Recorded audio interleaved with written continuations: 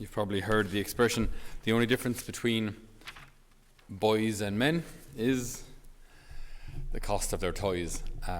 That when, so people say, some skeptics say that, but we do see this kind of thing as well, where maybe, as a child you have a remote controlled motorbike, and then when you get older you want a real motorbike, or when, whatever it is, so I saw this in my own life as well. I saw model planes at home, and then I wanted to get a real plane, so I got a helicopter thing last week, and it was great. And so anyway, so the point being that very often I think we notice that in children or in adults that there are similar traits. That's why very, very often in homilies as well, I look at what we used to do as children, what we used to do as young people, and see how a lot of those characteristics and traits still continue even into our adulthood. And then learning how this affects us, or learning how this can maybe open us up to God, learning how this can actually close us off to God, depending on what those traits are. So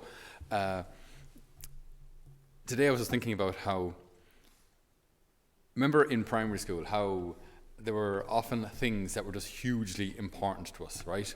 Like maybe passing the Friday maths test, or the spelling test, whatever they were, the Monday morning spelling test, or when you got as far as a junior B under 8s county club final, and this meant the world to you, if we can only win this, you're 8, or a dance recital, or all these sort of things, even like Christmas, if I just get this gift, if I just get this present, my life will be made, and now, like 10 years on, 15 years on, 20, 30, 50 years on, looking back, you go, bless, just the ideas of a child. But yet those kind of things, those kind of concepts follow us into your teens then. If this person would just recognize that I exist and look at me and bat their fake eyelashes at me, then I'd be the happiest person in the whole wide world. Or a little further on then, if we get into kind of our business careers, if we just get this contract, if I just get this job, if I just get that car, if we can just live in that part of town, if I could just get that new house, if we could just get a newer house with a slightly bigger pool, if we just get the slightly bigger pool with the newer house in Beverly Hills, or a second house, maybe a summer house now in Spain. And so all these kind of little challenges that we keep setting ourselves, which are basically like the County B final for under 8s. They're just these extra little things that we think will make us. And once we've achieved them, we're there. What a load of rubbish. What a load of absolute rubbish. When we think what actually counts, what actually remains after my life. What remains after my life, there's a whole thing called eternity. And I now can affect my eternity and the eternity of others. That's just, I think, an astounding idea. I can affect my eternity and the eternity of others. But so rarely, that's what gets my attention. What gets my attention is what's proximate, what's close to me, what's immediate. That's what gets my attention. And if I'm 8, that's going to be whatever. I want 19 Easter eggs. I want this Christmas present. I want to pass the test. If I'm in a business life, if we just get that contract project, if there's always something that's kind of closer to us, more visible, takes more of our time, and maybe, actually definitely, seems more important to us than eternity. Because it's closer, and if we do this thing, then we get more, and then we get more, and then if I get more of that, then I'm happier, and if I'm happier, then all is good, right? And so this is so often then, it's like walking through life with tunnel vision. If you've ever gotten to, toilet roll is too short, and it's a bit crude, kitchen roll tubes, right? Put 2 of those up to your eyes, right, and try and find anything in the kitchen. You look humorous, to say the least. Even though you can see and everything is there, but you've got effectively tunnel vision. You can see so little at any one time that you have to scan to find anything, because we're just so focused on a small part of the world. And this can be me. This can be us. that we walk through life with a kind of a tunnel vision, only seeing what's right in front of us, only seeing what's immediate, what's right here, and losing focus on what eternally endures. Not setting our hearts on the higher things, on the things that come from our Maker in heaven, on faith, hope, and love, on eternity. And like this, these are the most important things that often get the least amount of our attention. And I think society is built that way, that it drives us to achieve everything now. And be all that you can be. And being all you can be, it's not a bad thing as long as it's correctly understood. Being all you can be doesn't mean that you're perfect without God and that we're all self-made men and women and we save ourselves and we become perfect ourselves and No. Being all you can be without God can just make you proper arrogant. It's be all you can be all that God is calling you to be with His grace. That's very different. And God is calling us to be saints. God is calling us to invest in what eternally endures. If you've ever been to any older churches, or St. Peter's, if you've ever had the privilege of visiting it, what's startling about St. Peter's not just the Pietà when you go in on the right hand side there, and then the incorrupt body John the 23rd, and then the Baldacchino, I don't know what it's called in English, but Baldacchino, the brass canopy thing over the main altar, all these beautiful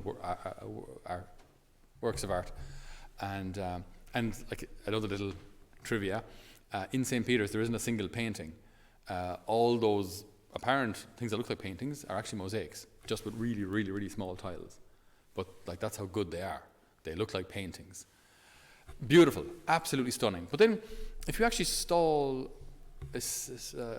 down in any one particular place and look up higher, look up as high as you can go, and you'll find all sorts of little statues or the tops of a column that are incredibly intricately hand carved in stone. Now you could imagine back 500 years ago being up the top of a ladder with a chisel and a hammer going, no one's going to see this anyway. Do you know, and let's just make it simple. Ding, ding, ding, ding, ding, ding, ding, ding, ding, ding, ding. I'm good, yeah, we're done. And sure, no one would even notice, right? But these craftsmen, they invested such painstaking time, effort, and energy, and danger, and risk in order to make something beautiful that would last not forever, but for a long time. In kind of a material way, they were trying to invest almost in something. It's not exactly eternity, because obviously, as I say, it will end. But they want something to last for God. And this, I think, is a wonderful way of seeing life. Everything I do can be an investment in eternity if I do it out of love. Everything from washing dogs to floors to going to some of our community. They went for 2 cycles in different directions today because it was just such wonderful weather.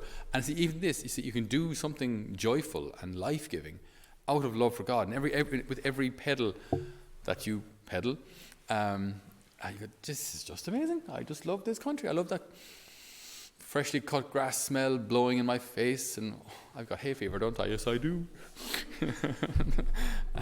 and all of that, and just the beauty of the surroundings, and then coming again, getting a good old ice cream, and then coming back, and with company and good people and good friends, and what a gift! And then you can do that out of love. So even that can actually be investing in eternity. Investing in eternity isn't just what we do in the chapel. It's doing everything we do out of love for God. And anything then that outside of that doesn't lead us to God, what are we doing? What are we doing it for at all? The enemy will always try and distract us to do what is immediately gratifying, and will always distract our attention from what eternally endures.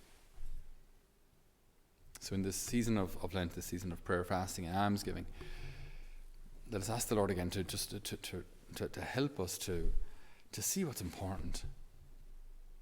At the end of our lives, like when we look back, what will be the things that were important? Winning any Junior B county final, or even an All-Ireland senior final. I don't think they're the things that you'll be looking back going, I made it, I did something important. Even if you won an Olympic medal in anything, or a series of them. I think when the chips are down, like, and the sands of life are starting to run out, I don't think that's what you look back on your life and say, I made a difference. Especially if you know that you didn't love your wife as you should have, or you didn't love your kids as you should have, or you abandoned your parents because you were so focused on your career, or that your whole life was self-serving. I think at the end of our lives, we see things through a very different light, in a very different light, from a very different perspective. And there, I think we will begin to recognize, my goodness, what have I done to invest in what eternally endures? But that can start now. The way I live today, the way I live the next 3 hours of this day, I can start investing in what eternally endures. Lord Jesus, help us not to waste any time, that all that we do might be a gift to you and might draw us ever closer to your heart. Amen. So dear brothers and sisters, I'd just like to take this opportunity to thank you all for joining us on YouTube or on Paving the Way Home, or on Spotify, wherever you've listened to these homilies. Thank you so much for being part of our mission and for continuing to support our mission. It was a great gift that during lockdown we could branch out or broaden our outreach so much through technology. So that's been a wonderful privilege and honour. I'd ask two things, if I may. One, that we'd really appreciate your prayers for our mission. So we have our young people here with us this year. And then there's a youth ministry, family ministry, and hopefully in the near future, men's ministry, which we hope to engage in. So we'll ask for your prayers for all of those outreaches. And if you feel that the Lord is calling you to support us also financially, we would greatly, greatly appreciate it. Running a place like this is not cheap, and we do need benefactors' help to keep the show on the road and to keep our doors open and to keep this place of formation alive for the young people that come to us. We have opened our applications for next year as well. So if you know anybody who might like to apply, they can do so through our website, holyfamilymission.ie. And also, if you'd like to make any donations, you can do so through our website, holyfamilymission.ie, or send us an email if you'd like to arrange some other form of donation. But we would be greatly, greatly appreciative of any support that you can give us through your prayer and through your financial support. All right. So God bless, and we're praying for you here in Holy Family.